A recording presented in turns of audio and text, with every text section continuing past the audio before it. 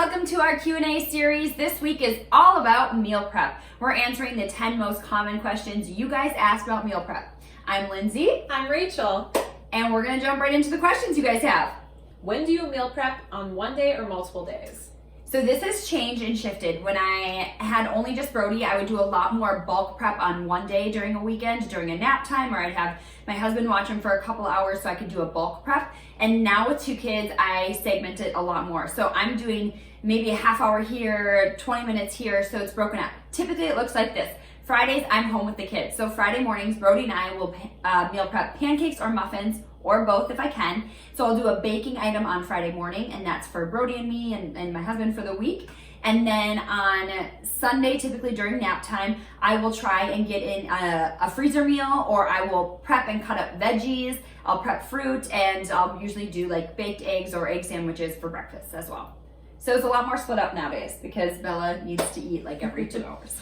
How do you prep veggies for the week? Yes, so I think a lot of people are like, you just roast all your veggies for the week. They would get soggy and gross and yuck. So no, but I will prep veggies. And so when I say prep veggies, it means, so I will take something like peppers and I'll pre-chop them and I will store them in a lovely produce saver container. We'll link those below because I love them. But I'll prep veggies and chop them. So if I'm having stir fry or tacos, I can literally pull them from the fridge and dump them into a pan, and I don't have to do the chopping on the weeknight. So I'll chop peppers. I will peel sweet potatoes and chop sweet potatoes. And something simple is like when I just get home from the grocery store, I'll take something like asparagus. I'll take that out of the package if it's packaged or out of the bag, and I'll place it in a glass mason jar with a little bit of water and just store it in the fridge like this. This will keep your asparagus for a week versus a couple days. They'll get mushy if they stay in the bag from the store. So it's little things like that. I'll also do that with any kale or any other fresh produce that have stems on them. I'll put it in a little water in a mason jar. So it's just little things like that that are considered quote unquote prepping veggies. But if I'm going to, during a weeknight, if I'm doing like a 1-pan chicken bake, I'll roast an extra pan of veggies that I'll use for the next like 2 days for lunches for meal prep. So I'll do it that night, but I won't like pre-roast veggies for a week. How do you decide what to make each week? Yes, so if you're following along on Instagram, we are sharing my weekly meal plan, which is a really fancy post-it note that I write down every week. But there is strategy behind this in the sense that I literally look at our schedule for the week, if I have work events, if my husband has something, if we have a church night, whatever it looks like, and I will cater our meal plan to that. So quicker meals go on church nights, or I'll pull from the freezer. And then if we have a night where we're just home, maybe that's when I'll do a 30-minute, 1 or 2 p.m. meal. So all my meals can be made in usually 30 minutes or less, but the meal plan is strategic, and then I, switch out proteins so we don't have like beef 2 nights in a row or whatever. So I'll switch it out. What are your go-to meals?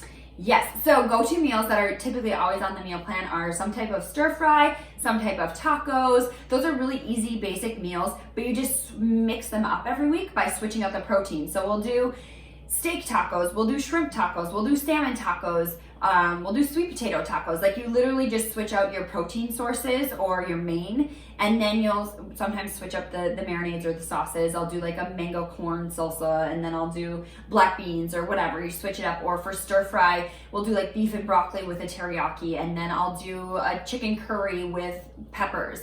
So it's the same type of base, but you just switch out the sauces, marinades, and proteins. What do you do if you meal prepped but don't feel like eating what you prepped?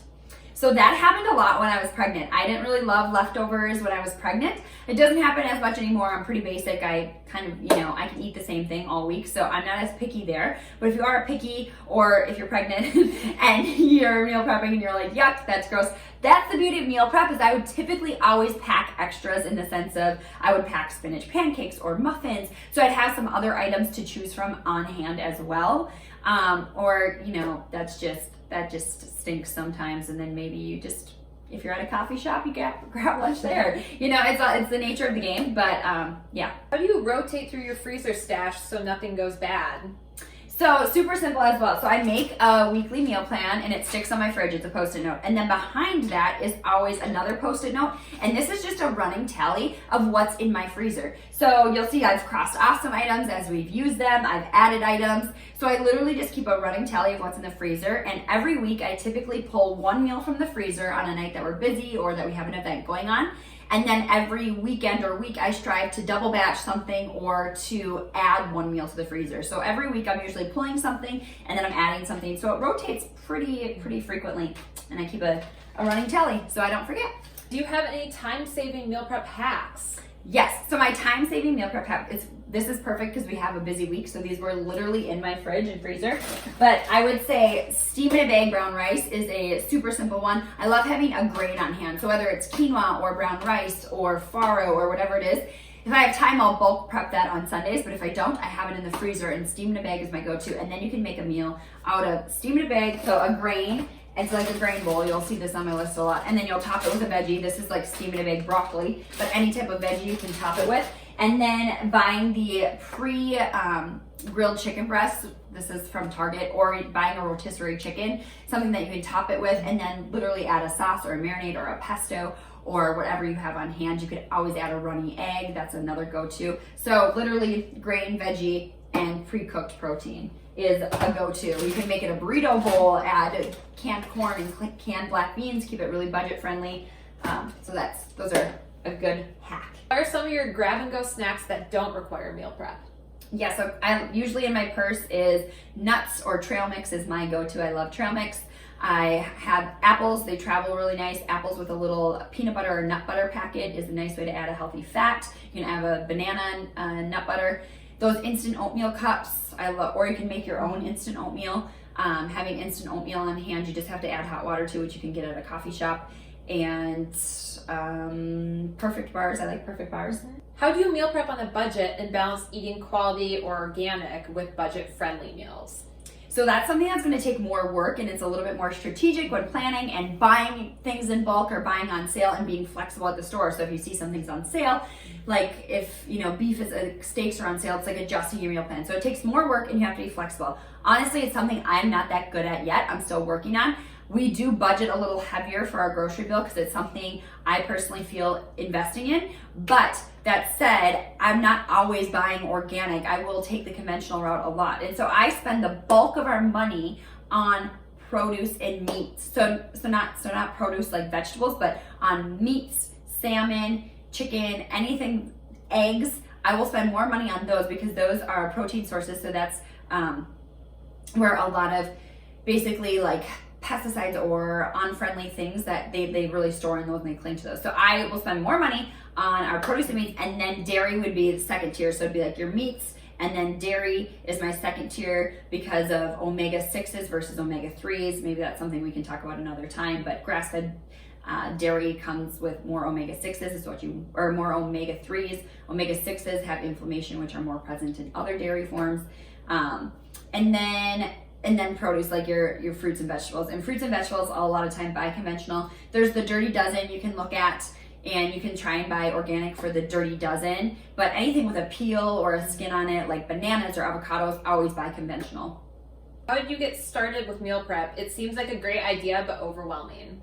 So it can be overwhelming because people overcomplicate it. I personally started years ago, back in my fitness competition days, when I stood on stage in a bikini, and you were forced to eat salmon or a tilapia and asparagus for every meal, so you had to prep it. So I started years ago, and I'm glad I did because I had the habit prior to having kids. So it's just been a natural part of my life that has carried into motherhood.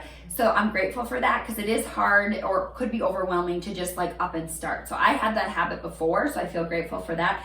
But that said, if you want to start meal prepping, I think people overcomplicate it. You'll scroll Instagram and you'll see these people have spreads of here's my 17 meals I've prepped for the week, and you're like, well, who has time for that? So start small, like you do with anything. If you're going to start working out for the first time or do anything, you start small. So I would say start by maybe making 1 pan of muffins a week that you could use throughout the week, or you could freeze and make 1 pan of muffins throughout the week, something you can enjoy, or make 1 extra sheet pan of roasted veggies, or throw 2 extra chicken breasts on the grill. Something, just start small, and then you'll see the benefits of it, and you'll see how much you reap throughout the week, and how much easier it makes your life, especially if you have kids. And typically that's what motivates me. I could spend Fridays just sipping coffee and chilling with the kids, and that would be fun, and some days I do that. But making pancakes together is something me and Brody do together, and it's a fun activity, but also makes my mornings so much smoother. And that's what allows me to get a workout in and get a shower in and get food on the table and do all the things I need to do before work. So that is our meal prep Q&A series, our 10 answers to your 10 questions. And we're gonna post more details in the blog post associated with this video, links out to recipes we love and links out to the products we love for meal prep. So check out that if you want more details. And we'll be back next month with another Q&A series.